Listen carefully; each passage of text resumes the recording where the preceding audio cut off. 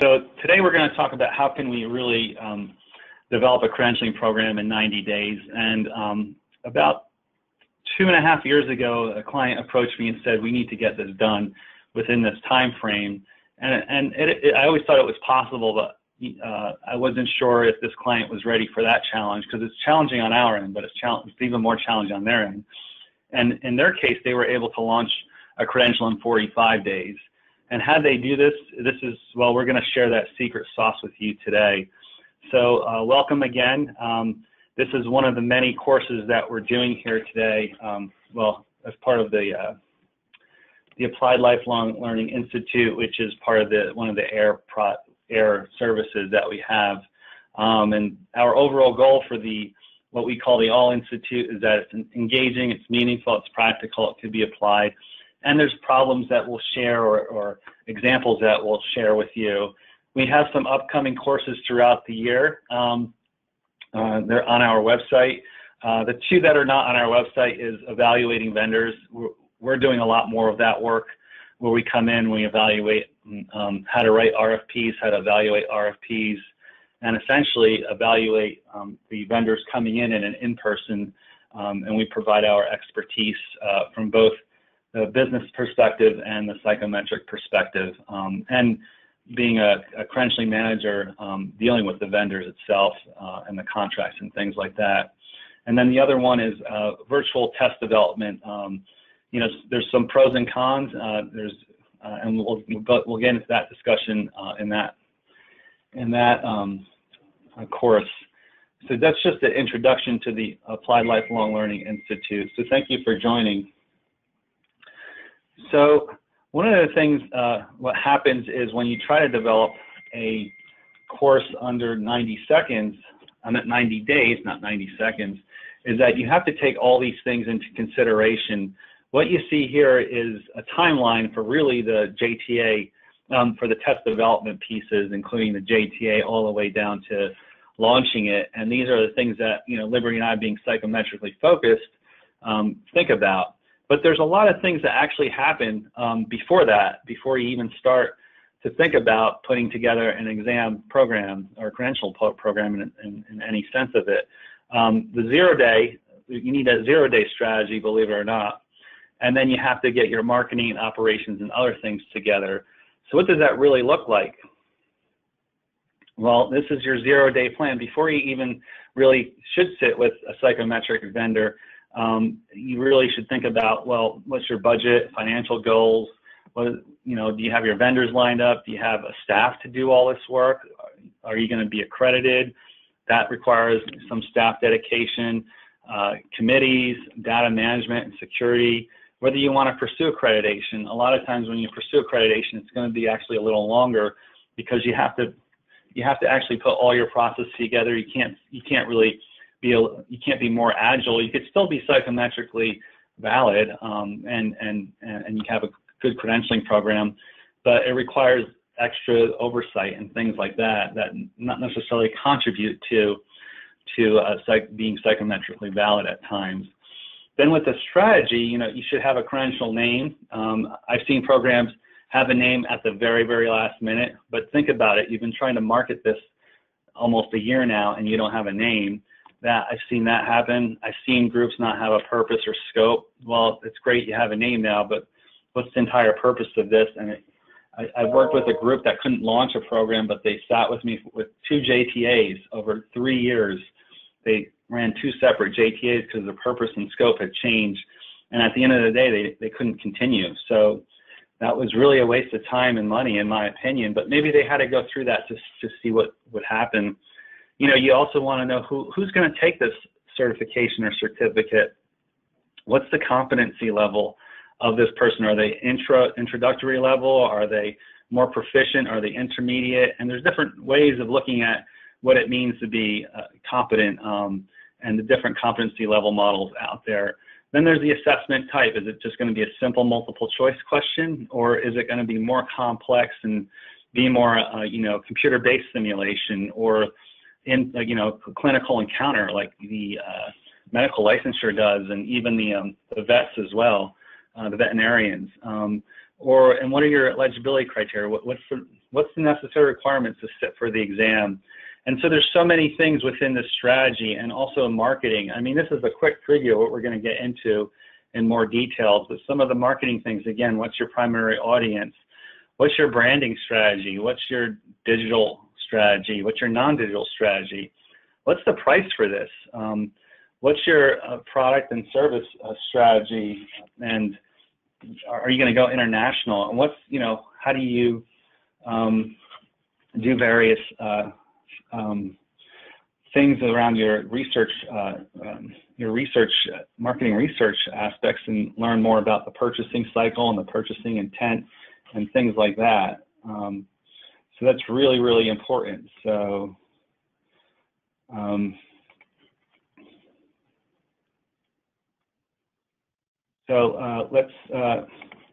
let's move on to the next slide here. So what we have here is we're gonna take this all apart. We're gonna look at the strategic pieces, the marketing pieces, the test development, the operational pieces, and we're gonna look at other considerations. We may not have a lot of time to get to other considerations, but we'll look at that and just at a high level there. So before we even begin anything, there's always a balancing act in any organization around costs, what your revenue is, how efficient your systems and processes are working, your customer satisfaction, your organizational satisfaction, your staff satisfaction, and there's the quality. So again, this is a program that's going to support the existence of the organization. So you want to really sort of think of these things. When I was a product developer, I always had to keep these things in mind all the time. And the balancing act, if I introduced a new credentialing product, and it could even be like a whole new recertification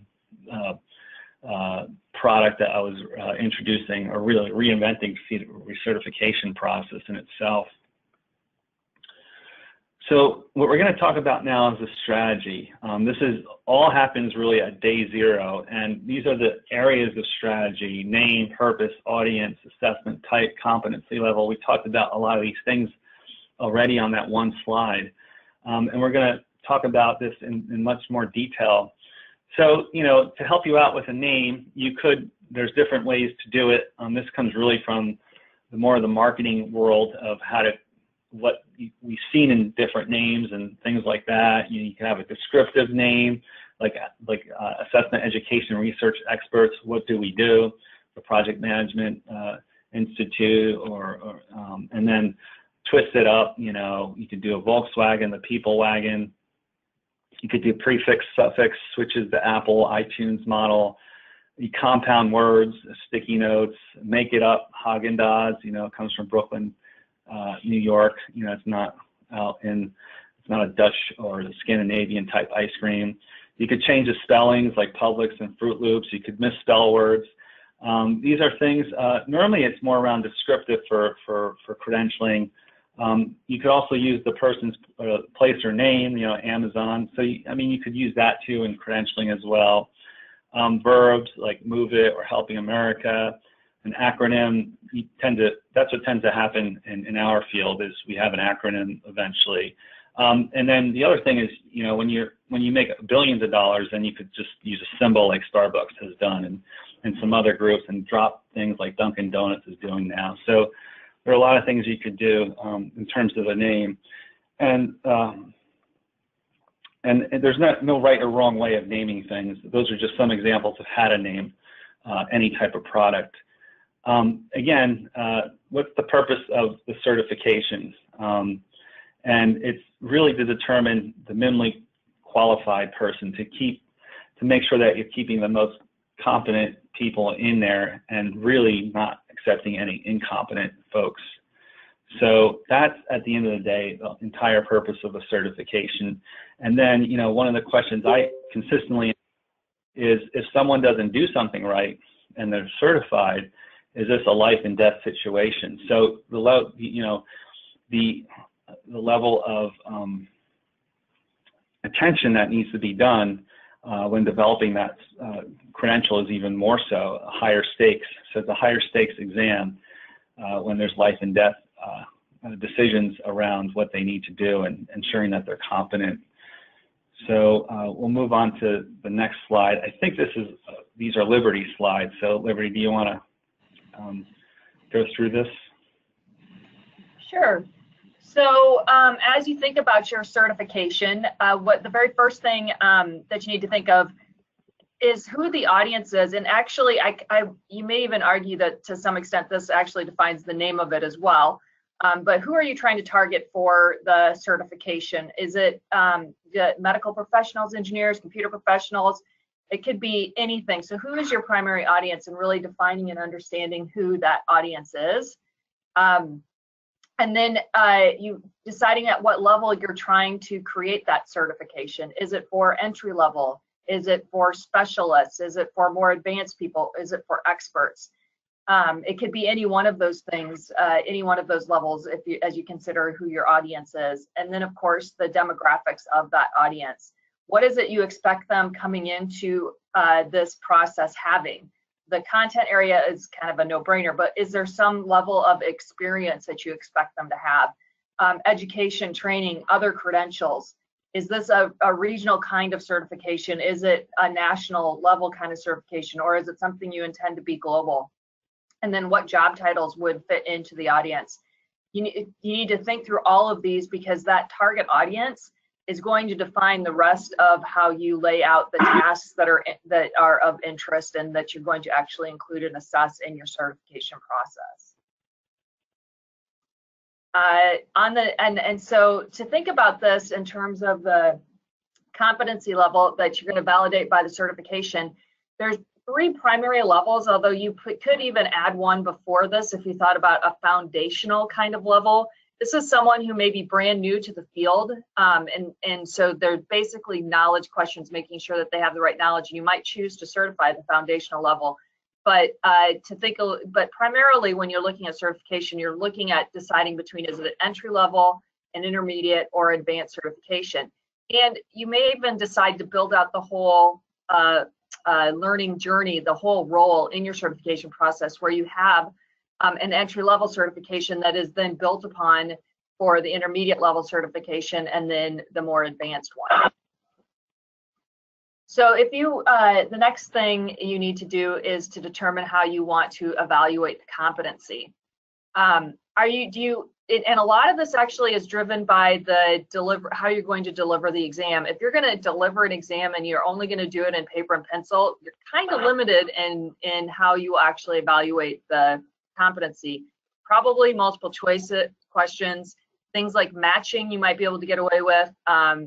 You may be able to do some short answer. I would caution you on short answer kinds of questions, because of the grading rubric can be complicated, but it could be possible in a paper situation where you did something like that. If you're going to do computer delivery, you can add other more interactive or innovative item types like drag and drop build list, active screens, hot areas, and really kind of get creative in the process that you use to evaluate the skill. You could also think if it's at a higher level where people are actually, you want to create more of a real world kind of experience for people as you're assessing their competency. You may choose to create what are called scenario or vignette exams. Basically, you present the candidate with a bunch of information about a certain situation, and then you have them kind of cull through that information in order to answer the questions that you ask. So it's very much a problem-solving type of situation that you've built into a case, scenario, or vignette. If you can, another option is to do something like a performance-based exam, where you're actually having them perform the tasks that they would do in the job, and then evaluating their competency in a performance type of assessment. These can be expensive to develop, but they have more fidelity and more face validity for candidates, and so they tend to prefer them. That being said, the research is pretty clear that a well-written, multiple choice, interactive kind of paper and computer-based kind of pencil thing test is actually just as effective and just as valid. But candidates have a hard time believing that, as you can probably understand. And so if you can do performance-based or a performance type of exam, they tend to have higher face validity for candidates. And then You could even be creative if you have a small enough audience where you might do something like a portfolio review.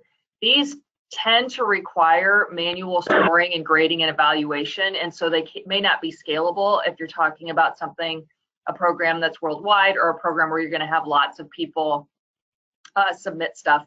Now, you could be creative, though, in terms of how you evaluate portfolios. So if you wanted to do some sort of portfolio or work artifact as part of your certification process, there may be creative ways to actually build that in, but it does require creativity and resources that are typically beyond what many programs can manage from a scalability perspective.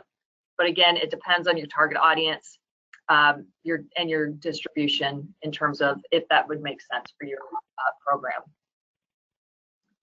The next step then is to define eligibility. So what are the things that you, or characteristics of your candidates that you expect them to have before they even come into your certification process? That's eligibility requirements.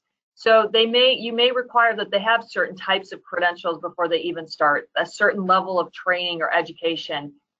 You may have experience requirements. You may require that they actually have a recommendation from people before they can enter your process. So those tend to be the common eligibility requirements, experience, education, and training being the two most common. But there may be other types of characteristics that you might have in mind as well. So what is it that you want? The idea with eligibility is what is it that you want your candidates to have before they even start the process? So that when you design your evaluation, your exams that are going to be in your process, you can expect that they have a certain level of knowledge, skills, and abilities, and you don't have to check that they do in your process. So it can make it easier for you to get a higher level skills and abilities as a result, because you're telling them they should have X, Y, and Z. You're expecting them to, and so you don't have to actually build your assessment to make sure that they do.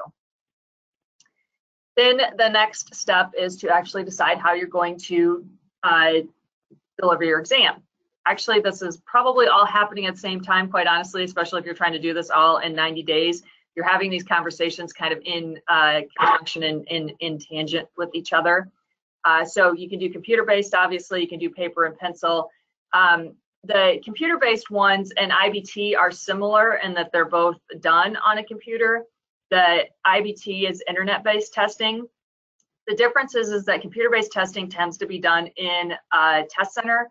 Internet-based testing can be done in any location that has access to the internet that may or may not be a test center. This would allow you to also do testing at events. So so as an example, Microsoft has some conferences where we know we get a lot of candidates who are interested in certification. So we don't have a test center in these locations, and so we deliver our exams in an IBT kind of framework. So those are some things, and we don't have a slide for this, but another thing that goes along with this is actually thinking about the proctoring element.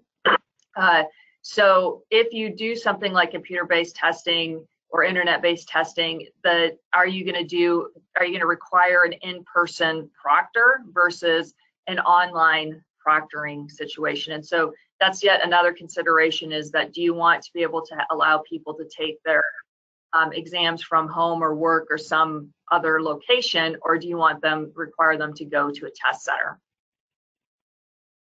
Once you have all of that, then you also need to be considering how you're going to capture results. And LMS stands for a learning management system.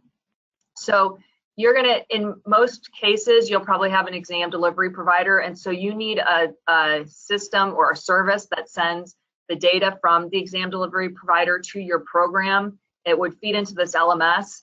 This LMS then would provide that data, that information about a candidate to the candidate, so they know where they are on their path to certification, which exams they've taken, which exams they've passed, what certifications they've earned. And then you would also ideally integrate LMS, you would have suggested learning paths. So once somebody has taken an exam, what is the logical next step for them to move forward in terms of their certification? Or once they earn a certification, what is the next certification they might want to pursue?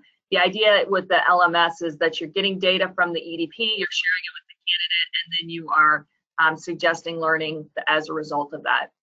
So It's an engaging experience as a result. So you're encouraging people to stay with the program and giving them the information they need to continue to be successful in the program. You also need to be considering how you will maintain the exam and certification process. So how often do you think you will need to review the content domain? And a lot of that is driven by the pace of change in the content domain. So there are some content domains that are relatively stable, although I think nowadays it's becoming less common that you have a truly stable content domain. But certainly within technology, you will see that the pace of change is pretty rapid. And so you might be actually reviewing the content domain every month, every 2 months. It might be very, very frequent versus some more stable content domains where you might not review the content domain for 5 years. It's within the realm of possibility for some that might actually be possible. You also need to think about how often you're going to do psychometric reviews, and a lot of that is going to be based on the number of candidates that go through your certification process and take your exams, so that you get good, solid psychometric information and you can remove items or elements of your certification program that are not working the way that they should be working or that you want. Along with this goes what we call content scrubs, where you're doing more than just looking at the content domain. You're actually looking at the items themselves to see if there are any issues with the items, because when you make changes to the content domain, that by default, that probably means there's something in the items and the questions you're asking themselves that needs to be fixed or removed. And so you also need to make sure you're considering not only reviewing the content domain that you're building to, but actually the items that you're using to do that building. And as a result, you often have new item development, especially if you're adding new areas to the content domain to reflect changes in the industry, or if items have been removed because they're no longer psychometrically sound. So the content domain might be just fine, but as you do your psychometric review, you're finding items that just don't make sense anymore or not working the way you want them to from a psychometric perspective. You should also consider recertification. What's that going to look like for your program? Do you want it? How is it going to work? What elements are going to go into it? And then how do you maintain that recertification as well? And that also goes to just kind of how you ensure people are maintaining and updating skills in your content domain. How long is the certification actually useful for? How long does it kind of quote unquote live, make sense? So if they have it for 5 years, does it really still mean that they have the skills and abilities that they need, or should you be actually checking to see every 2 or 3 years that they are still qualified in the content area? You also should be thinking about whether you just want to have one certification program, one certification that you're managing. Certainly much easier than having a portfolio where you might have many different flavors of different certifications that somebody can earn in your program. But it might make sense to have a portfolio such as what we do at Microsoft, where we have not only can you get an MCSA or Microsoft Certified Solutions Associate, which is our entry-level certification, you can get an expert level certification in a particular technology. And then of course the portfolio comes in that you can get it across multiple different technologies: Windows Server, Azure, SQL Server, and so on. And then who, when, how, when, and who. So how often are you going to do these reviews, these psychometrics, the content reviews, and so on? How are you going to do them? Who's going to do them? You need to give some consideration to those things as you're starting out. And then I think that this is probably, I'll end with this slide and just talk a little bit about some global considerations that you have as you go through as you think through what your program will look like. First of all, the question is it going to be delivered globally? If so, how often is it? How are you going to do it? Is it something where if it's computer-based and you have an exam delivery provider that's available, that's in the locations in the world where you want to do it? Are they going to offer it? Are they going to offer the exams essentially 24/7 whenever those test centers are available, kind of thing? Are there some countries where you're not going to deliver it? Are there some countries where you might do different variations? Like in some countries you might allow remote proctoring, in some countries you don't. You need to also consider localization, and there's a difference between localization and translation. What I think most organizations do is they actually they translate, not localize.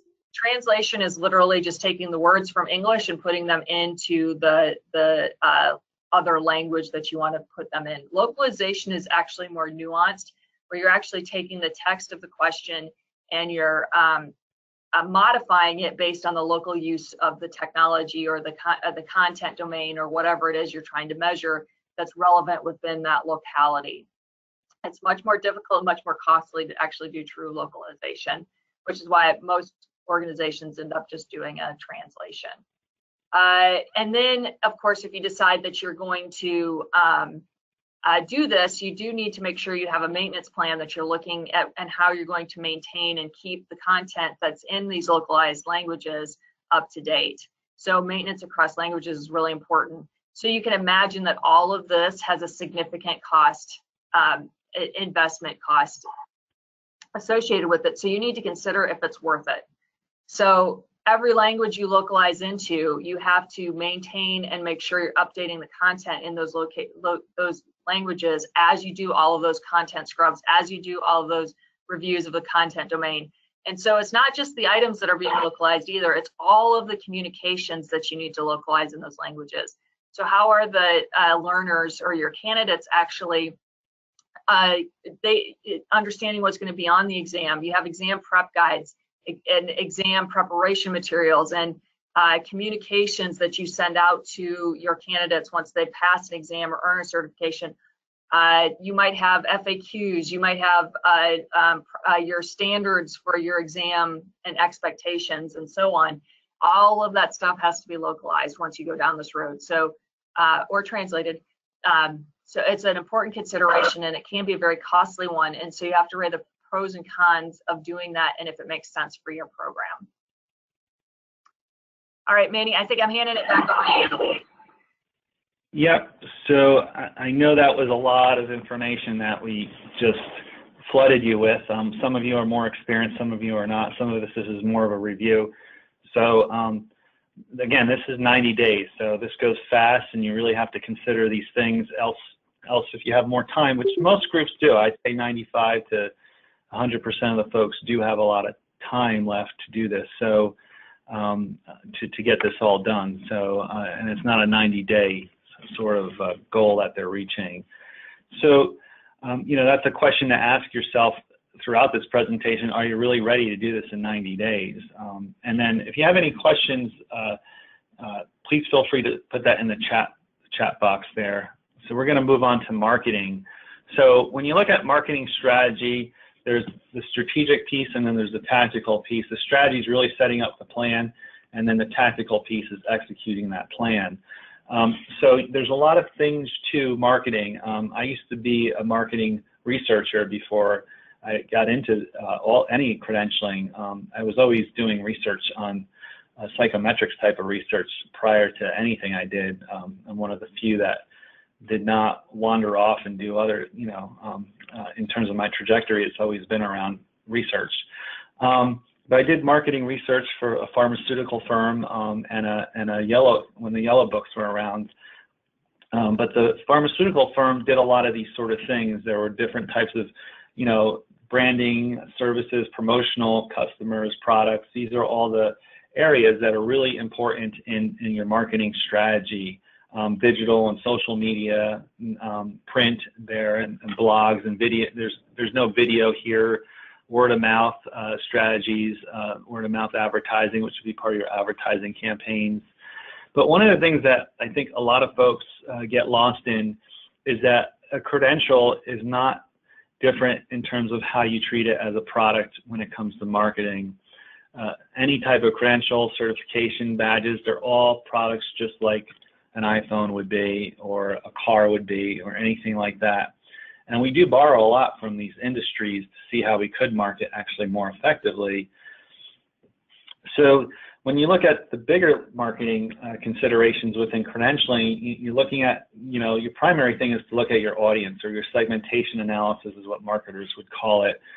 Who are these people who would actually take this examination or enter this credentialing program, what's their motivation? Those are your psychographics and things like that. And we'll talk more about all these things, your collaborations, the value, the communication, the pricing, promotional strategies, your product and service strategy, your global, and there's some other considerations to look at as well.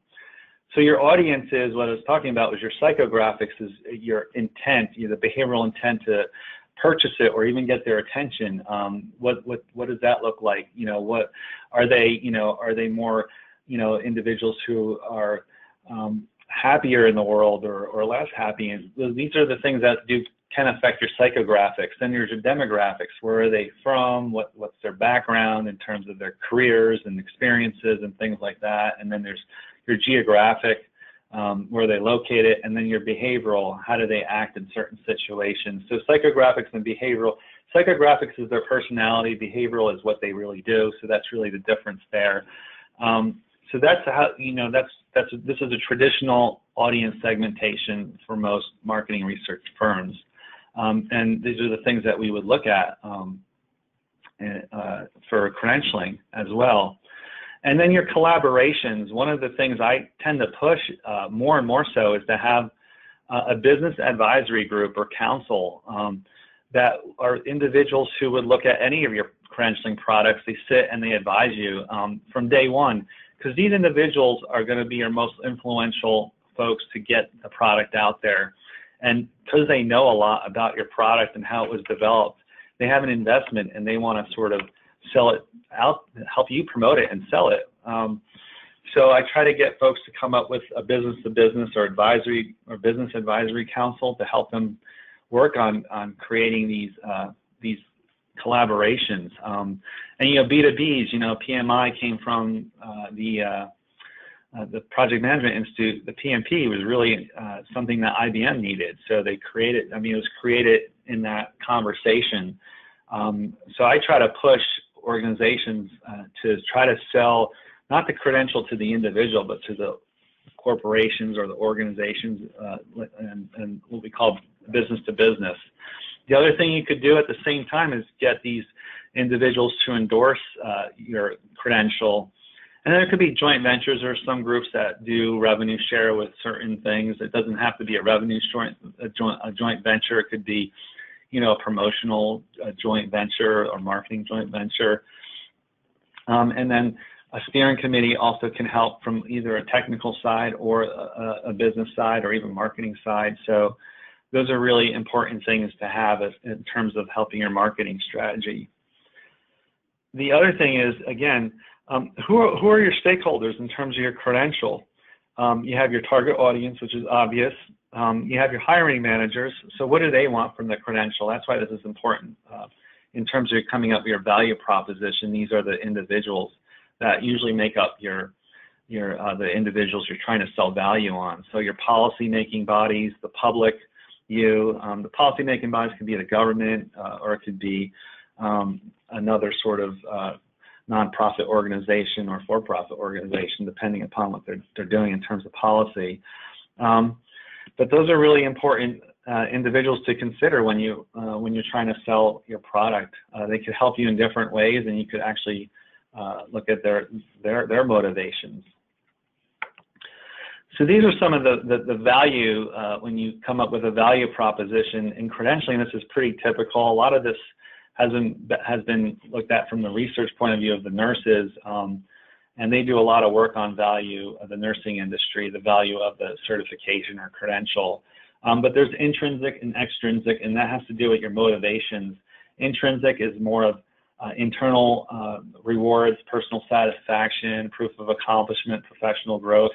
Extrinsic can be things like salary, marketability, recognition from peers, so that's more of external rewards.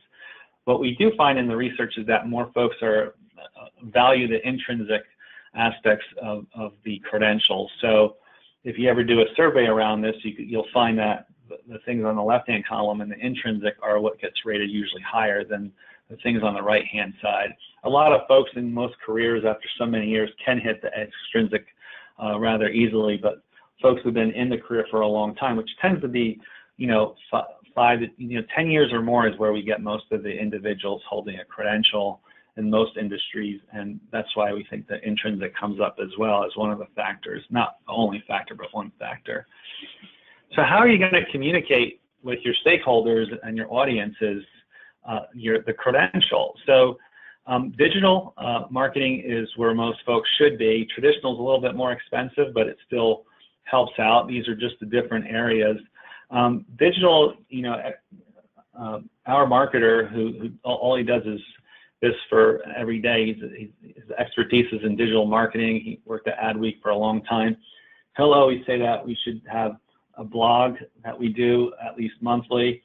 We should also do SEOs, search engine optimization, and more so 60-minute videos is what he says. And it's rare to see that in a credentialing program, that you have all those three things ticking. But he says that's what the Fortune 500 do. That's what he tells the Fortune 500 to do. So that's, and that's the trend that is going on in terms of the marketing world. You have your traditional things like print, TV, radio, events, direct marketing. There's not a lot of folks on TV. I think the certified financial planners are on TV. Once in a while you'll see them. But otherwise, there's not a lot of folks in credentialing. I think SHRM has some also. Their credentials are also on TV. I think I saw an ad for that. But most of us are in the digital space because it's more affordable, and more and more so, I think it's becoming more effective. And then these things also go across generations, and obviously, the Gen Zs and the millennials. Gen Zs are right below the millennials these days. They're more into the digital world as well. So, when it comes to a credential, it's very expensive to create, but we're going to get into that in a moment. But how much should you charge for a credential? So there's this guy, Thomas Nagel. He wrote a book years ago on how to price any product. And there's the value pricing, which is what Steve Jobs did a lot of times. We created a really great product, and we're gonna price it a little higher because we want it to be valued that way. So it builds a perception that's a high quality product, and it is, and so you charge a lot more for it. You do competitive pricing. You look at, if we stick with the smartphones, what's Samsung doing? What's the other groups doing in terms of their competition on their smartphones? And we don't, and that's how you could look at it. You could look at competitive pricing. So if there's a competitor that you have in IT, there's a lot of competitors, so it's easier to look at versus some niche type of credential. And then opinion-based, you can ask a survey, how much should this cost, how much you're willing to cost, and look at price elasticity and see how far people will go and how low they'll go. And then there's cost-based, which is, we spent this many hours on developing this product. This is how much it costs. We need to get the return on this in 5 years, so we have to charge, $300 for a take on this examination to get the money back. And we'll go on to the next one. So your product strategy is really offering the right product to the right audience. So this is why getting your product right and knowing your audience is exceedingly important. And it's an obvious statement, but that's what really your product service strategy is.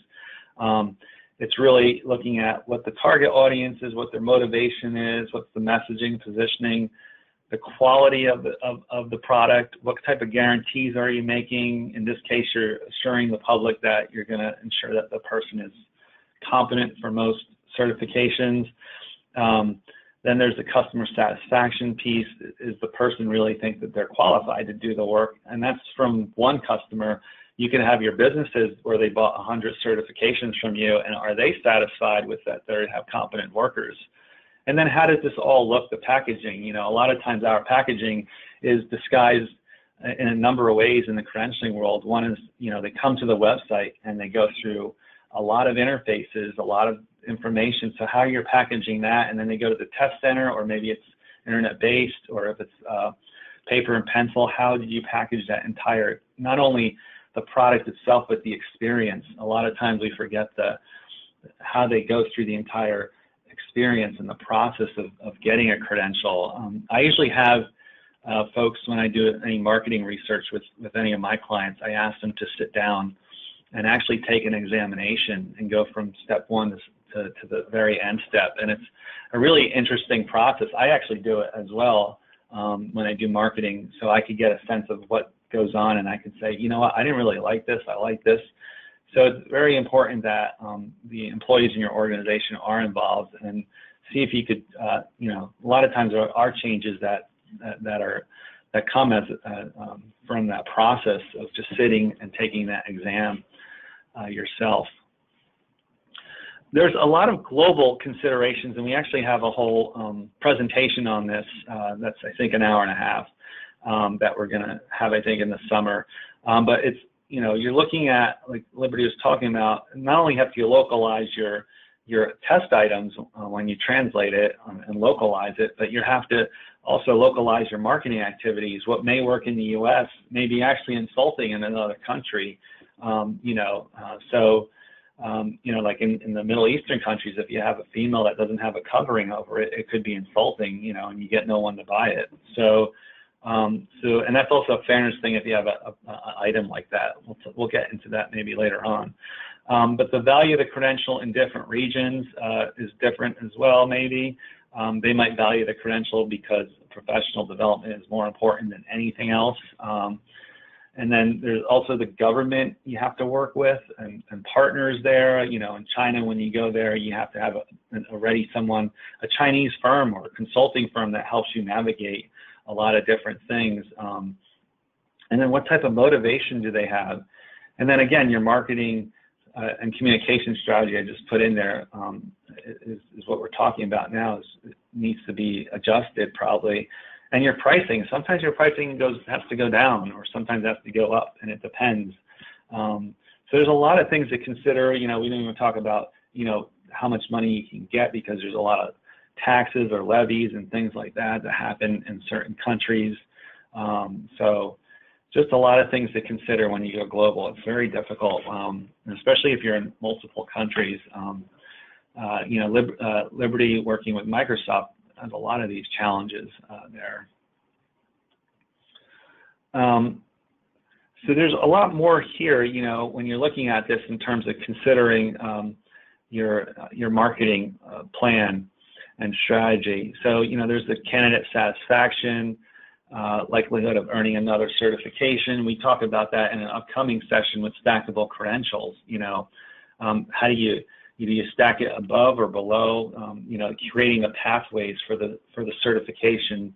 So they might get your entry level certification on, you know, fundamentals of cybersecurity, and then they might go for, you know, advanced cybersecurity that might be focusing on penetration testing and on the offense side of cybersecurity. And then, you know, are they going to talk to other people, and what are they going to talk about, and are they going to recommend it? You know, and then there's what's the long-term strategy to keep this customer in there, the lifelong customer value, that sort of metric that a lot of marketing researchers are using these days. And then there's other ways to credential someone. Is it, you want badging, you want micro credentials? What do you want to look at? There's no micro trophies yet. I'm waiting for that to happen. But and then continuing to promote the value of the credential, you know, you should look at all these things. So when you look at promoting the value, and it's across time, you know, and get more folks involved in that conversation in your steering committee and things like that. So we're going to move on to the next section. So we're moving on to marketing, and now we're going to go on to operational. And I'm not sure if this is Liberty's. Is this yours? Or is it still mine? This is still you. I get to talk about the exam development stuff soon. Okay. All right. So if there's any questions, again, add them in the chat box. Again, this is just a flood of information we're giving to you. We've done this presentation before a few times, and we know that folks get a little bit, get a lot out of it. There's just a lot to absorb here. So these are the operational considerations, and we're going to break these apart like we did earlier with the other areas that we looked at, the other considerations. So there's project planning, there's risk assessment, there's cost, there's SME management, there's steering oversight, there's vendor selection, and other things to look at. And we're going to break these all apart.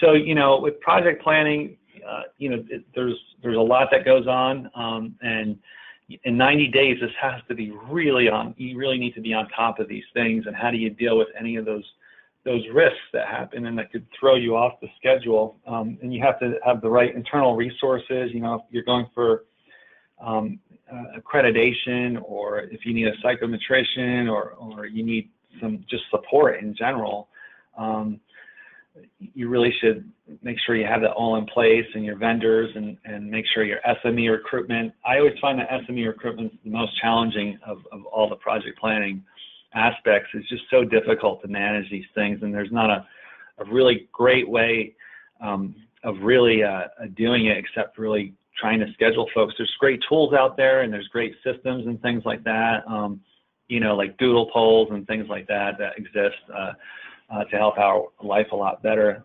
I don't know how they did it without Doodle back in the day, but you know, there's just a lot of ways you could get folks to come.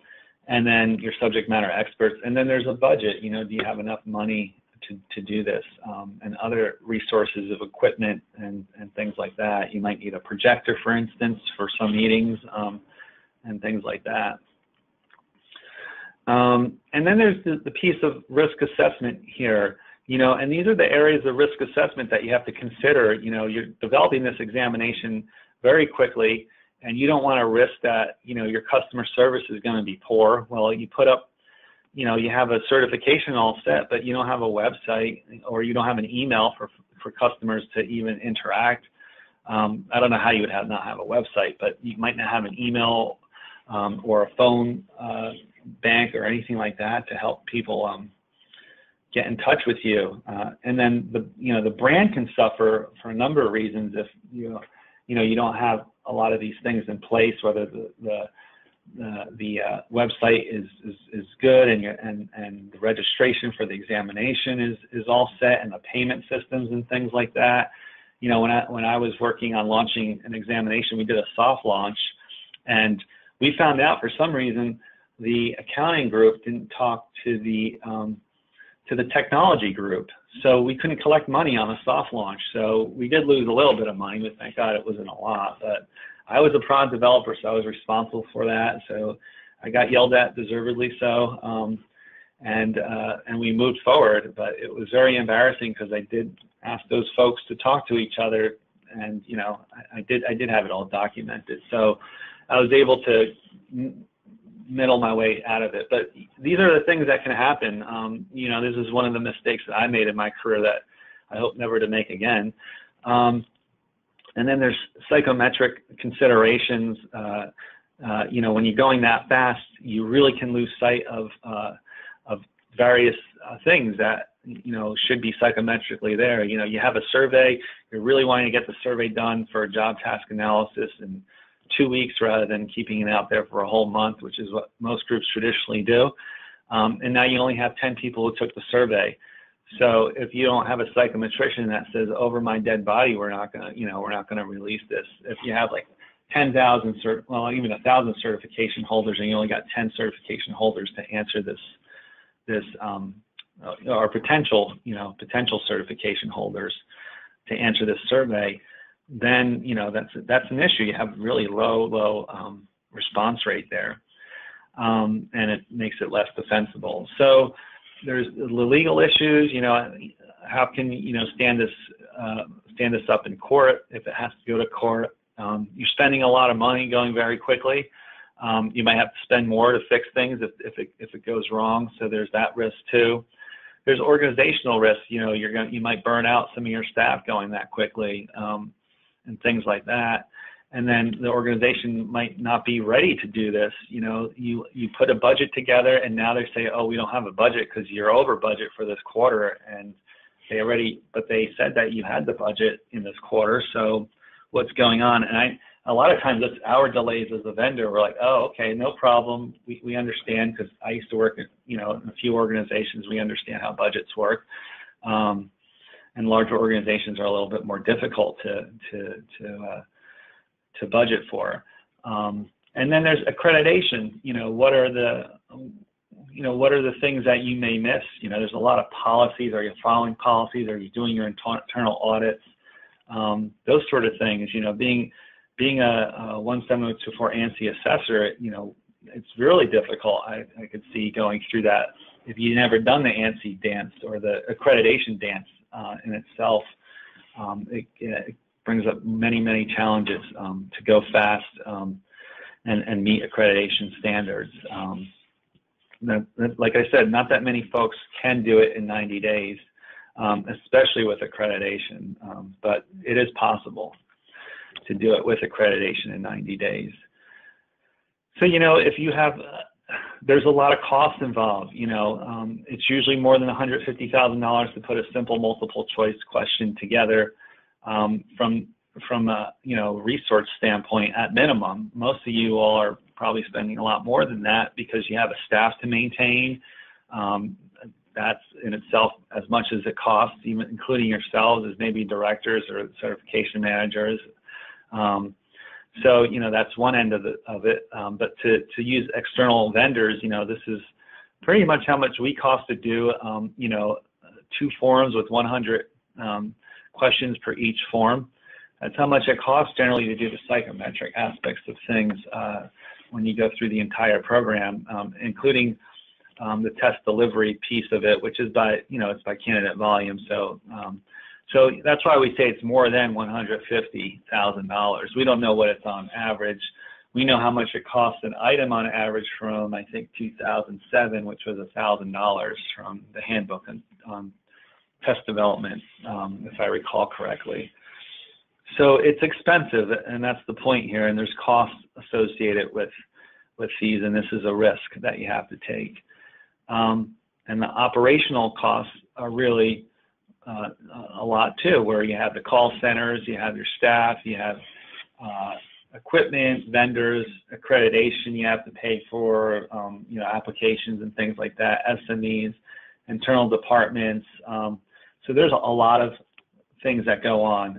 That's not really so much different from a normal, any type of other products that you would develop in other areas, but still you have these sort of things, and it's customer driven. You have their call centers and things like that, or some way of managing your customers, whether it's a call center or not. But this is potential things that you have. A lot of folks don't have the luxury to hire a call center. There's SME management. We talked about that a little bit. It's very difficult to do, very challenging. Recruitment is really the most difficult thing, I think, in my opinion, the whole test development process.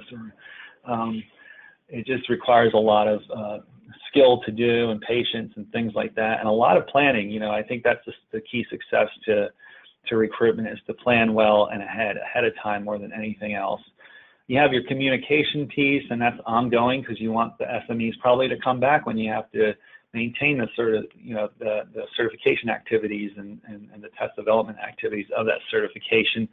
There's incentives, there's the quality, there's the evaluation of the SMEs.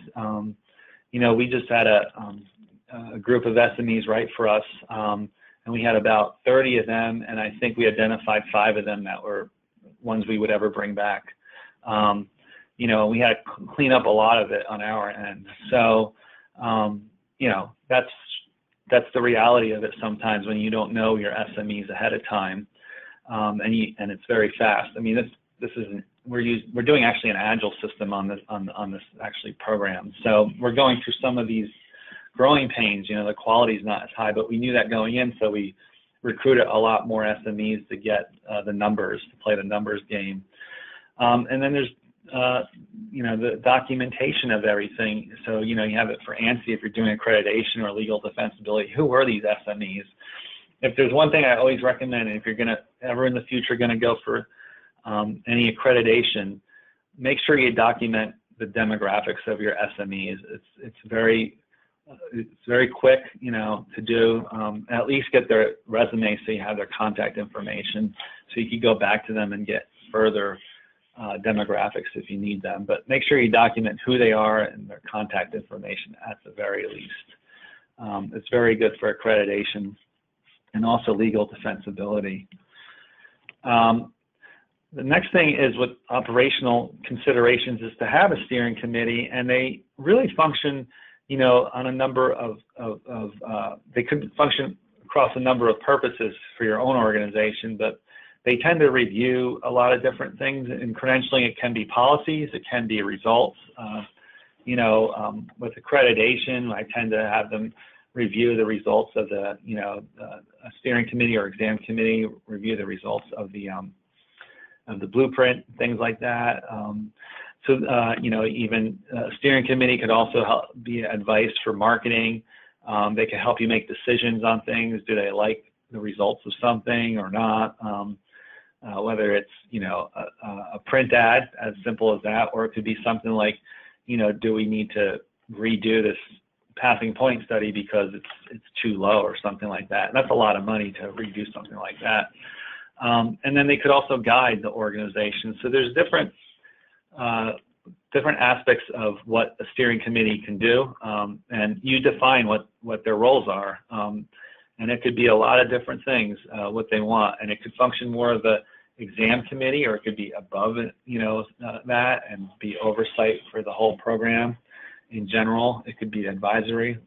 So a lot of things, we always recommend that there's some sort of steering committee who are influential, who could influence your board, influence the leaders in your organization as well, and reasonable. So those are my criteria for putting any type of committee together, really, is influence, level of influence, and whether they're reasonable. If I don't have both of them, it'll be hard to work with them. Vendor management is another thing. You know, it's the type of, you know, do you have a really good relationship so you could really call them up and they'll call you back within, you know, I always expect a 24-hour period that you'll get any type of response, you know.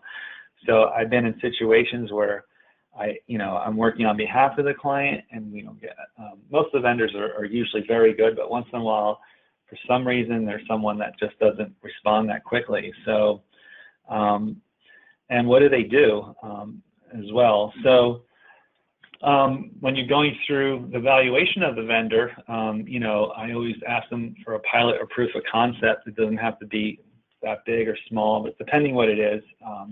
And then, you know, looking through their proposals, what are you looking at? How do you manage that? The contract, you know, if something doesn't happen in the way you want it to do you have any sort of ways of enforcing that? And then we talked about the availability and the quality relationship. And then more importantly, and I think this is one of the major reasons to go to conferences, is you really want folks these are the people who are like kind of your peer reviewers of other vendors. So, you know, what's Pearson and Prometric like? I mean, those are the two big players, right? So what do people say about, you know, their test delivery or their psychometrics and things like that, you know, and talk to people and things like that. So I do enjoy conferences for those reasons, because I'm getting more and more calls about remote proctoring. How do you, you know, I ask people, how do you evaluate them? When do you like? But, you know, and there's certain groups that are better for other, you know, Prometric might be better for your organization versus Pearson. You know, you have to look at what things you're looking for. Some folks, they just want to fix that one test site in the middle of Bushnell, Nebraska. And really, what folks don't know is that mom and pop shop is a mom and pop shop, and you know, it's and there's subcontracts with Pearson and Prometric and PSI and Criterion for that one test center in the middle of Bushnell that one person goes to once every month. So so that's something you may not fix, you know, because it's, you know, the internet goes down all the time because it's in the middle of nowhere. If you've ever been to Bushnell, Nebraska, but so that's something to keep in mind, is just getting going to these conferences to ask folks, or talking to someone, just sending an email. Sometimes it's a blind email. You know, you look at groups somebody that you might know, or a group that you might know, and reach out to them. Certainly reach out to Liberty and I for these things. You know, we're very fair. in terms of, what type of vendor might be a best match for you. But again, you want to talk to a lot of people about those things. Again, there are other operating considerations. Like I said, networking is so important, especially when you're going down this 90-day cycle. You really want to find out who else has done this.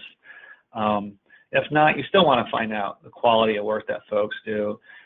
Like again, you could go out to, if you're going to the ATP Innovations and Testing Conference in a few weeks, you could ask folks about our group, and they might say good things or bad things about us. So all I hear them saying is good things, but I don't know if that's true or not. There's also professional development, that you might want to consider in your organization. This is a form of that you're engaging now of professional development.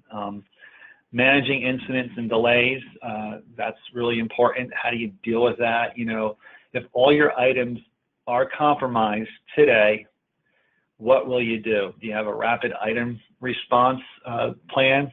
Can you put all the items? How long will it take you to get, 100 item form together? That's something you have to consider if your items are compromised, especially if you're accredited. You need to have a certain security plan like that. You might have enough items in your bank to do that. You may not. You might have to actually write 100 items. I have a client that has enough items in the bank, but they also have an rapid item response for a security breach in their policy, which is great. I convinced them to do it, but and it's not hard. It's just like, if something happens, in terms of security breach, what will you do? Will you suspend your program for a week or two? This is a whole, policies around security breaches. It's really important to consider. And that's just one example of an incident. There's so many other types of incidences. There's, someone's going to legally challenge the test score. How do you deal with that? Do you have a lawyer in place to help you with that? Do you have a candidate agreement that is enforceable to deal with something like that, where you own the items and they don't, and you have all decisions around score decisions on that because your candidate agreement says so. So these are, going to your politics and policies sort of things, and managing the incidents and delays. Those two are so hand in hand. And then, changes to staff, especially vendors. I actually, when I do evaluations of vendors, I ask them, well, what would happen if you no longer can take care of this or manage this project? What happens next? Who do we go to? And things like that. And, you can ask them what the turnover rates and these type of questions. They're really good questions to ask. They could always come up with some really brilliant response. But, that's why it's important not only to ask the vendors that question, but to ask people who've worked with those vendors that question. So that's really, we've gone through different areas now, from strategy to marketing to operational. Now we're in exam development, and Liberty will take over at this point. So there you go, Liberty. All right, so let's create some content. And we want to do it quickly. So what that means is we need to start recruiting SMEs now. So even as you're starting to work through the very beginning of what your program looks like, you need to start thinking about who your SMEs will likely be, because it does take, this is probably the most time-consuming element of getting exams done, is finding the right SMEs. Once you have them, you can move through the phases of the exam development process pretty quickly. So let's take a look at each one of the phases and how we can actually make those go faster. So we start with how we do the job task analysis. Make sure you've been recruiting SMEs all along before you get to this point, so that they're easy to identify and you have them in place, and you have you have them identified so that as soon as you know when you're going to do this, they can come in and help you.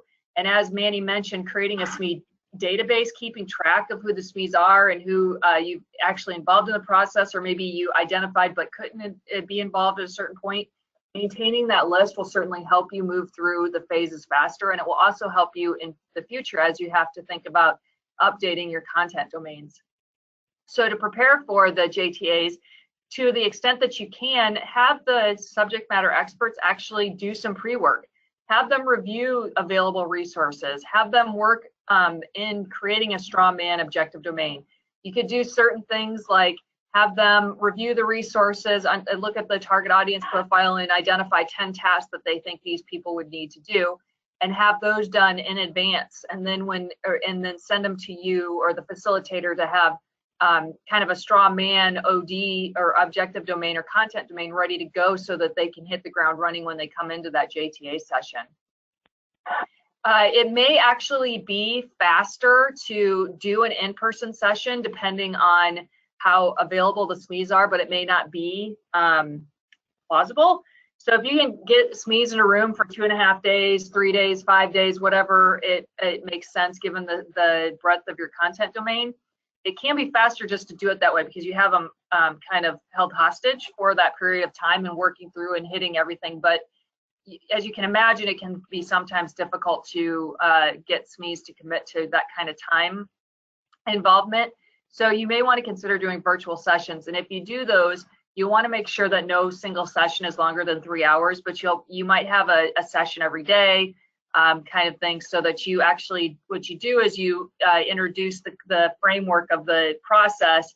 You give them work to do, they go and do that work, they come back in the next day and they share their work, and then you walk through some details of the process and what you need them to do and refining the task statements, and then they come back the next day and they might start working on the knowledge and competency statements and so on. So the way to make it go faster is just to make them do homework if you need to do virtual sessions.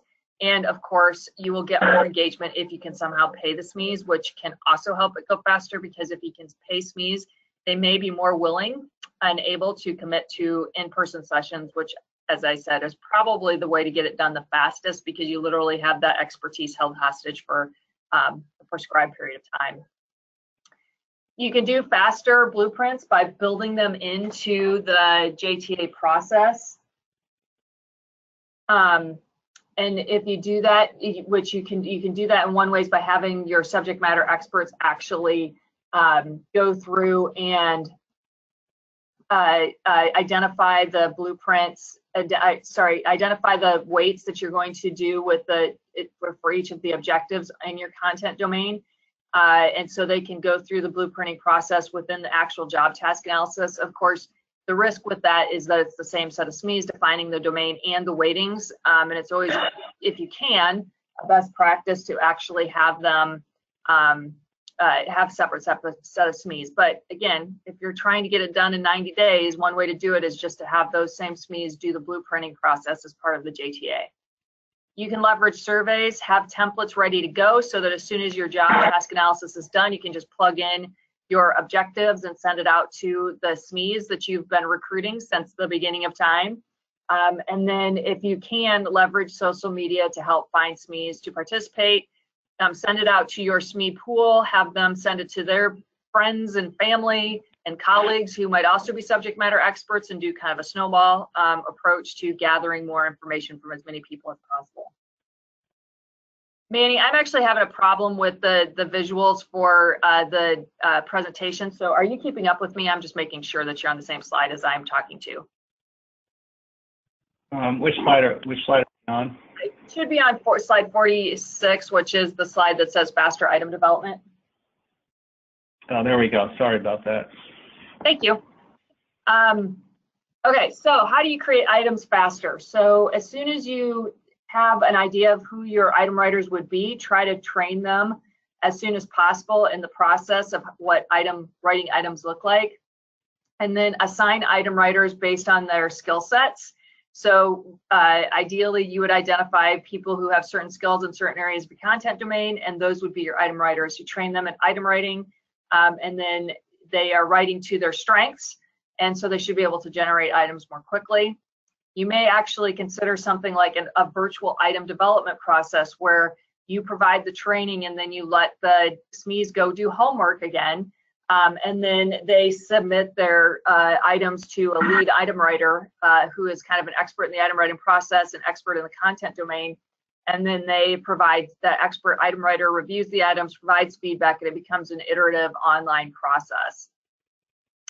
You can also do this idea of actually combining item writing and the alpha session, having them occur at the same time. The alpha being a technical review session to ensure that the items are as accurate as they can possibly be. So the way this works is that the alpha reviewers are the other item writers. So the item writer themselves is not actually reviewing their own item for technical accuracy, but the other item writers that you have involved in your process are actually doing that alpha review. And so it's a iteration between the lead item writer and the item writer kind of coming up with the item that they think is as good as it can be, and then it iterates to the other item writers who do a review of it and provide feedback, and it goes back to that item writer to incorporate, and iterate until everyone feels confident that the item is as good as it can be.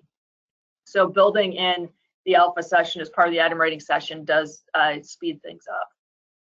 To get to market faster, you can open scheduling for the beta early, get people registered so the first day you launch that exam, they're actually ready to go with people already signed up and ready to take the exam. You may consider free beta exams to get people into the exam quickly. Of course, when you offer things for free, you may not be getting quite the right people, and so you have to keep that in mind that you might actually need more people to compensate for the people who are just kind of looky-loos, looking at your beta content versus being true, having some true expertise in the area that when you get the psychometrics, you understand how the items are performing. If you can't do free betas, prorated betas might be a good way to go. It would be, so it's a reduced cost experience for people. They have a little bit more skin in the game, as they say, and as a result, may be more qualified to be part of your beta population. And then there's also an idea of what we call an operational beta, where you actually are scoring people immediately on the beta exam. So you have done some form of standard setting, you believe the items are as good as they can be, you've tried to balance the forms to the extent that you can from a psychometric perspective based on the limited information you have about the items, and you just start scoring people immediately. The risk, of course, is that you find out that the items are horrible, and that you're scoring people on bad items, and then you have to kind of commit to actually doing a rescore potentially at a later point where people who where you're actually rescoring those candidates against the items that are the best. And so you need to have a policy in place on how you're going to manage that, because if someone you have told passed has now failed as a result of this rescore, is it going to be your practice to tell them that, sorry, we were wrong?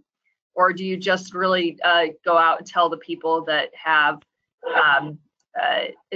failed that they now pass, which is a little bit easier story to tell. But you need to, if you do operational betas, you need to understand and have a policy in place on how you're going to manage things if you do find there are considerable issues because you skipped the beta. If you look at the standard setting process, a way to set the cut scores more quickly is to have virtual meetings. Again, doing pre-work where if you can share some of the items that with the SMEs in advance so that they can get a feel for the difficulty of the item pools. They understand the target audience, but you do have some security considerations. Obviously, if you're giving people access to the items, you need to be very sure that there's no way that they can copy paste, share them with others. If you do that, of course, the risk is they write them down and you can't really prevent that. So be aware of the risks of doing anything with the pre-work, but if you can give them some sort of feel for the difficulty of the items and the quality of the items before you get to it, it certainly will make the process go faster. You can also do something, especially if you're going to do an operational beta, you probably combine the alpha meeting and standard setting. So as they're reviewing items for the alpha, the technical review, they're also doing some form of standard setting. In this case, it's probably some form of a modified ANGOF, an ANGOF, or maybe even direct consensus kinds of standard setting approaches, but you can do it by embedding it in the alpha process. Of course, the risk is that it's hard for SMEs to do this at alpha, especially if there's items that they have rewritten and reworked. It sometimes makes it hard for them to kind of get a feel for the quote unquote clean item and how difficult that may be. So they may set the cut score in a little bit incorrectly or inappropriately by building it into that. So again, you have to have, if you do an operational beta, not only do you have to have a policy around how you handle poorly performing items, but what happens if you grossly misjudge the cut score? What are you going to do in that case, and what's your policy going to be, and the actions you're going to take? You can also do something if you do actually go to beta, rather than having a formal standard setting step after you get done with beta, you can actually do what's called a borderline survey or a borderline standard setting approach, where essentially you ask the candidate when they're taking the exam, before they start the exam, kind of what their skills and abilities and experiences are in the content domain, and then you use those survey results to identify who the minimally qualified candidate is, who that that target candidate is in the middle there, that borderline candidate, and then you see how they score on the exam, and you set the cut score accordingly. So you can actually leverage the data from the beta and a survey to set your cut score without having a formal meeting. That being said, it's always a good idea to have SMEs review the cut score with you, but it's a much faster process if you introduce the idea of standard setting, what you've done, and showed them what the score is, and getting their feel for how, if they feel that it's kind of in the right spot or not. And you know, you can do that in a couple hours versus having a standard setting session after the beta, which could take a full day, 8 hours, depending on the type of method you use. So I actually covered a lot of these, but just to remind you about some of the risks of moving quickly. When you have virtual meetings, the SMEs often are getting distracted, and they can be disengaged. And it's hard to tell when people are on the phone if that's true or not. So some things that you can do to actually control for some of that is to call SMEs by name, make sure that they are paying attention. So when you ask questions, say, hey, Jill, what do you think about that? Hey, Manny, what's going on here? What are your thoughts? And so actually using names is one way to keep them engaged. And you can also require that they have a camera on so you can actually see them. And then, you know, you can send them gentle nudges if you see that they're checking their email or seem to be disengaged in some way. It's also difficult to know for sure if the SMEs understand what you're talking about in a virtual meeting, because you're missing that eye contact and that nonverbal language that often are indicators for good facilitators when things are unclear. Another way to move quickly, obviously, is to use the same SMEs in multiple phases, but of course there are quality issues that are clearly that have the potential to impact your overall exam and certification. So because you have fewer eyes on the content, there may be conflicts of interest, and sometimes there's hidden agendas that aren't immediately obvious to you about why people are pushing certain skills and abilities into the content domain, or even how they set the cut score or how they're looking at certain items. And so hidden agendas can play a role, and you just kind of need to be aware that that's a potential risk. And then we talked about the two key problems with doing operational betas. Just make sure that if you choose to do it, you have a policy in place for how you handle it if these bad things happen as a result. So what else should you be thinking about? And I think this is actually a good slide for Manny to talk about. Yep, so we're almost there with the end of this presentation, but there's some final sort of things you need to think about in terms of other considerations. Some of them is accreditation. We did brush upon that, but there's a lot to accreditation, whether you're going to go what's better, NCCA, or is it ANSI, or is it some other accreditation? Because we're always thinking that these are sort of US-based accreditation bodies. You know, Canada has their own within the ISO framework. Australia has their own ISO framework. Then there's the EU. So there's a lot of accreditation organizations out there for credentials, but you know, big ones in the US are NCCA and the 1702, well, and ANSI, I should say. The other thing is, if you're going to go translate and localize and go global, there's a lot of considerations. We've touched upon a few of them, but you really need to look into that. And then the small volume stuff is another area. There's a really good group that for ATP, which anyone can join, is a subcommittee of the Certification Licensure Division. and they're doing some great work. I'm actually on that committee, but they're doing some great work on trying to identify what is small volume and how to deal with, doing some psychometrics around small volume on that level. So there's different accreditation groups out there. I talked about ISO, which is the International Standards Organization, and underneath that there's a number of organizations in the United States. ANSI is the one there, but it is an international credential. They draft it in Geneva, and it's on to the second draft. The second version, I should say, which is the 2012 version of 17024. That's a certification. There's a E2659, that's ASTM, which ANSI does manage. It's a certificate program. I'm just going to go to simple definition of the difference between a certification and certificate program. Certification tends to be around a profession. It usually has competencies that are knowledge, skills, abilities, tasks, those sort of things. A certificate tends to be around a specific training or a very small targeted learning, and there's a certification that comes and an examination around it, and it's based upon learning objectives. So that's one difference. The second difference tends to be one has a recertification program and the other one does not. So the recertification or maintenance of competence, the certification program, the certificate program just expires, and then you have to take the new course and get the certificate again. So they're really, at the end of the day, they both have it, but they officially don't have it in their standards. The certificate program doesn't have the maintenance of competency. And a lot of times the certificate program doesn't have eligibility criteria. So those are really the distinguishing features of the two. And then so NCCA, which is within the ICE world, has the certification standard and then the 1100 certificate standard. And both of those programs are different, but they accredit your program.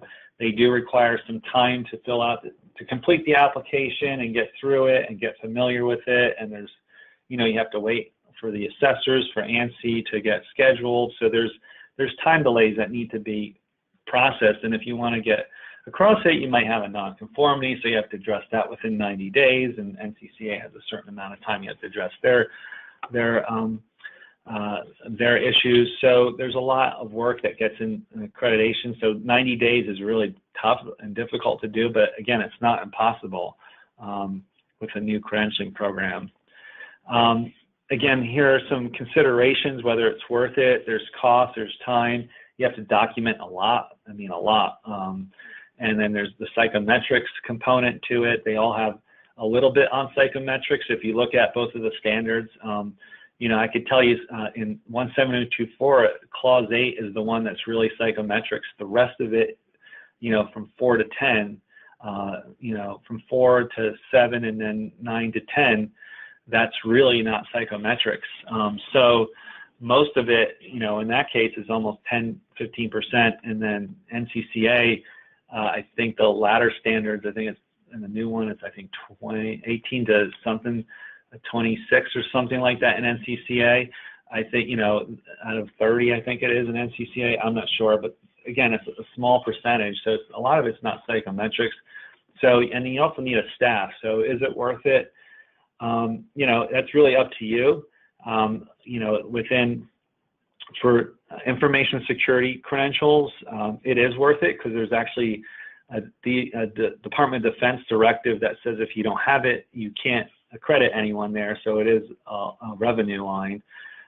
Again, the worth of it, again, this is a mission, cost, sort of, or both type of consideration there.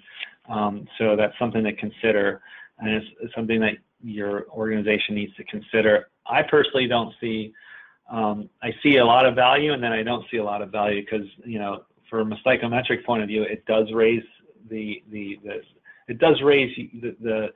quality of your program. That's where I see accreditation really worth it, but it's a lot of time and money and all that, so it might not be worth it in that case. And you could still be accreditation ready, which is what we try to do with all our the work that we do. And then, this is around translation and localization, the cost, the strategy that you're going to implement, the marketing, implementation, psychometrics, the time. Again, we talked about this a little. We're going to go in depth with this in one of our future courses, and we're going to get into that in depth in that course. Small volume, again, it is a challenge when it comes to meeting standards and psychometric standards and accreditation and even statistical standards, because we, as a group of professionals, all we could say is that you followed the right procedures. There's procedural validity there, but you might not have enough to make a generalization. So your statistic on some item might be, well, this is an easy item, but only 3 people took it. So you can't really generalize that because only 3 people took it. So you look at it and you could say, as a subject matter expert, well, this looks like a fairly easy item, but you're really still unsure. So all you have is some guidance. That's all it is very, very weak guidance that you have when you have a lot of these statistics that you're producing from small volumes. So that it presents a lot of risks. There's a lot of cost to just maintain a small volume program. Sometimes the small volumes tend to be very specialized, so they're aspirational in some ways, so they do support the bottom line, but that's very difficult to prove. So those are the things that you want to consider, and meeting the standards are challenging when you try to push a program through accreditation. So there's other considerations as well, like recertification and things like maintenance, but that this is launching a program. So once you launch it, there's the maintenance of it, how do you maintain it, and things like that. But in terms of the maintenance of it, the recertification, you probably should have that in place, although you don't have to worry about it for a little bit, depending upon what your recertification cycle is. But I don't know if there's any questions at this point. If there are, we're more than willing to take it.